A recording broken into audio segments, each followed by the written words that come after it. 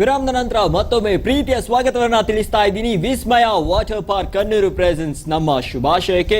ಈಗ ನಮ್ಮೊಟ್ಟಿಗೆ ಒಂದು ಕಾಲರ್ ಇದ್ದಾರೆ. ಯಾರಿಲ್ಲಿ ನೋಡೋಣ. ಹಲೋ ಹಲೋ, ಯಾರು ಮಾತಾಡೋದು? ಮಮತಾ. ಮಮತಾ ಅವರು ಕೊಟ್ಟಾರದಿಂದ. ಹೌದು.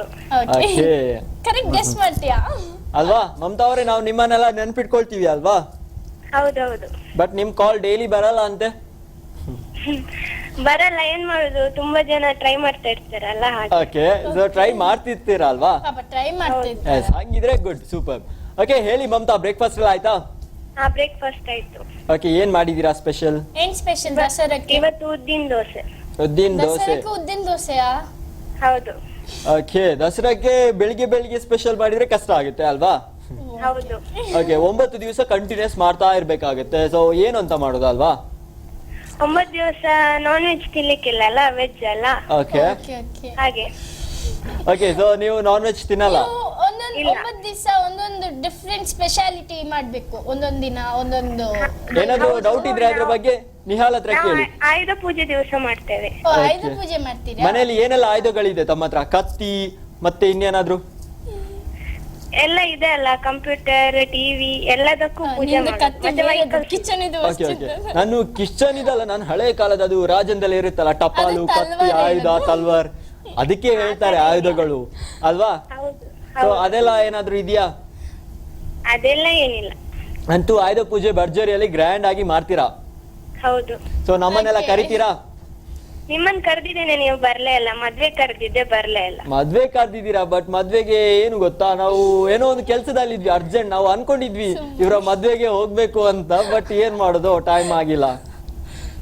ಆಯ್ತು Dikshit. But no problem, next time ಖಂಡಿತ ಬರ್ತೀವಿ, ಆಯ್ತಾ? ದಸರಾಕ್ಕೆ ಬನ್ನಿ ಅಲ್ಲ, ಕರಿತಾ ಇದ್ದೇನೆ ಈಗ. ಓಕೆ, ದಸರಾ ಮಾಡ್ಬೇಡಿ, ಈ ಸತಿ ದೀಕ್ಷಿತ್ ಬರ್ತೇನೆ ನಿಮ್ ಮನೆಗೆ, ಆಯ್ತಾ? ಖಂಡಿತವಾಗ್ಲು. ಏನೆಲ್ಲ ಸ್ಪೆಷಲ್ ಮಾಡ್ತೀರಾ? ಸ್ಪೆಷಲ್ ನಾನ್ ವೆಜ್ ತಿನ್ಲಿಕ್ಕೆ ಏನಿಲ್ಲ, ವೆಜ್ ಐಟಮ್ಸ್ ಮಾಡೋದು. ಹಾಗಾದ್ರೆ ಸ್ವಲ್ಪ doubt. Okay, but no problem, ಖಂಡಿತ ಬರ್ತೀವಿ, ಆಯ್ತಾ? ಓಕೆ. ಬಟ್ ದಸರಾಕ್ಕೆ ಬರ್ಲಿಕ್ಕೆ ಆಗದಿದ್ರು ನೆಕ್ಸ್ಟ್ ಆನಿವರ್ಸರಿ ಇದೆಯಲ್ವಾ? ಹೌದು, ಫಸ್ಟಿಗೆ, ನವೆಂಬರ್ 1 ಅಲ್ವಾ? ಸೊ ಇನ್ನು ಹತ್ರನೇ ಇದೆ ದಿವಸ. ರಾಜ್ಯೋತ್ಸವ ದಿನ ಅಲ್ಲ? ಹೌದು. ಎಸ್, ಹಾಗೇನೆ ಮದ್ವೆಗೆ ಬರ್ಲಿಕ್ಕೆ ಆಗಿಲ್ಲ, ರಾಜ್ಯೋತ್ಸವ ಅಲ್ವಾ? ಸೊ ನಿಮ್ ಮದ್ವೆಗೆ ನಾನು ಫೋಟೋಸ್ ಇಮೇಲ್ ಮಾಡ್ತೇನೆ ನಾನು ನಿಮ್ಮ. ಶೋರ್ ಇಮೇಲ್ ಮಾಡಿ ಅಂಡ್ ಲೆಟರ್ ಕೂಡ ಕಳಿಸಿ, ಓಕೆನಾ? ಓಕೆ. ಸೊ ನಾವು ಡಿಫ್ರೆಂಟ್ ಆಗಿ ನಿಮ್ಮ ಆನಿವರ್ಸರಿಗೆ ವಿಶಸ್ ತಿಳಿಸ್ತೀವಿ. ಓಕೆ. ಓಕೆ ಮಮತಾ ಅವರೇ, ಯಾರಿಗೆ ಶುಭಾಶಯಗಳನ್ನು ತಿಳಿಸ್ಲಿಕ್ಕಿತ್ತು? ನನ್ನ ತಂಗಿದು 23rd ಗೆ ಬರ್ಡೇ ಇದೆ, ಅವಳಿಗೆ ಅಡ್ವಾನ್ಸ್ ಆಗಿ ವಿಶ್ ಹ್ಯಾಪಿ ಬರ್ಡೇ. ಅವರ ಹೆಸರು ಪದ್ಮಿನಿ.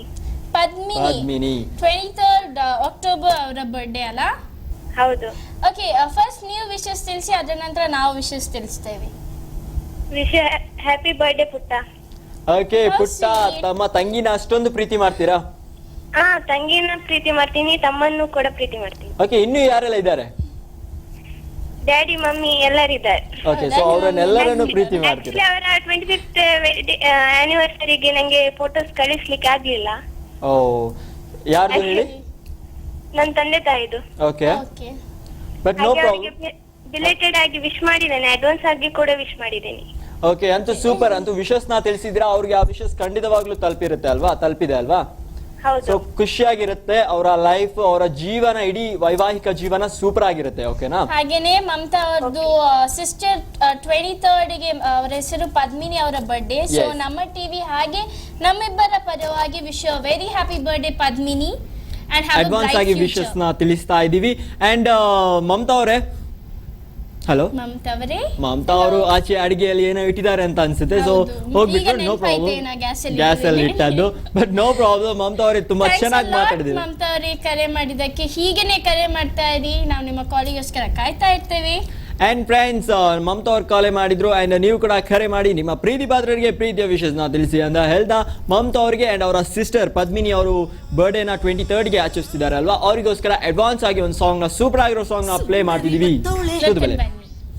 ಎಂಟರಿ ಕೊಡ್ತಾಳೆ ಸುಂದರಿ ಬತ್ತಾಳೆ, ಡಿಜರಿ ಕಾರ್ಡ್ ಹಾಕೋಲೆ ಲೆಟ್ಸ್ ಗೋ.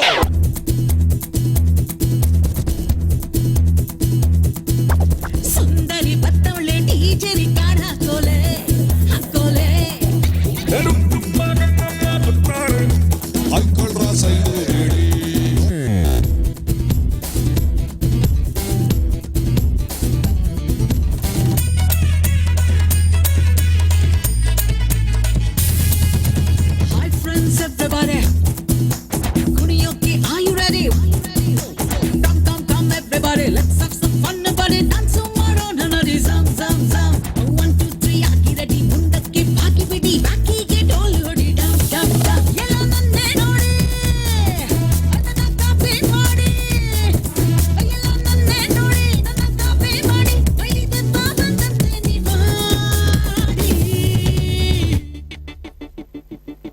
ಇದು ಇದು ಇದು ಇದು ಇದು ಗಂಗಮ್ಮನ್ ಸ್ಟೈಲ್.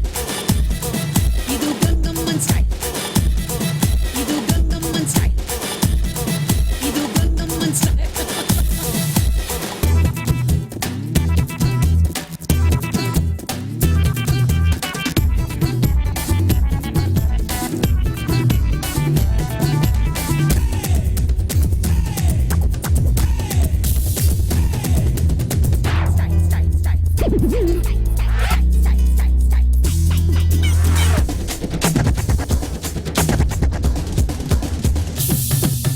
ಫಸ್ಟಿಗೆ ತೊಡೆಯಬಡಿ ಕೈಯನ್ನ ಎತ್ತಿ ಹಿಡಿ.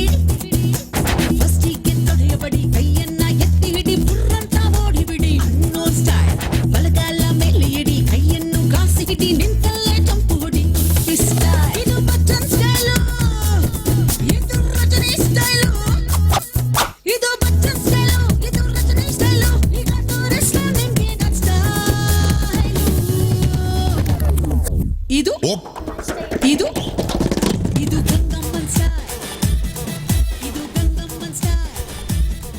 ಓಕೆ ಫ್ರೆಂಡ್ಸ್, ನಮ್ಮ ಗುರುಕಿರಣ್ ಅವರು ಮ್ಯೂಸಿಕ್ ಕಂಪೋಸ್ ಮಾಡಿರುವಂತಹ ಗಂಗಮ್ಮನ್ ಸ್ಟೈಲ್ ಅಂತ ಸಾಂಗ್ ನ ಸೂಪರ್ ಆಗಿ ನೋಡಿದ್ರಿ. ಅಂಡ್ ಈ ಸಾಂಗ್ ನ ಎಲ್ರು ಸೂಪರ್ ಆಗಿ ಸಖತ್ತಾಗಿ ಎಂಜಾಯ್ ಮಾಡಿದೀರಾ ಅಂತ ಅನ್ಕೊಂಡಿದ್ದೀನಿ. ಯಾಕಂದ್ರೆ ನಮ್ ನಿಹಾಲ್ ಅವ್ರು ಕೂಡ ಇಲ್ಲಿ ಸ್ಟೆಪ್ ಹಾಕ್ತಿದ್ರು ಗಂಗಮ್ಮನ್ ಸ್ಟೈಲ್ ಅಂತ ಹೇಳ್ಕೊಂಡು, ಅದಕ್ಕೋಸ್ಕರ ಹೇಳ್ತಿದ್ದೀನಿ.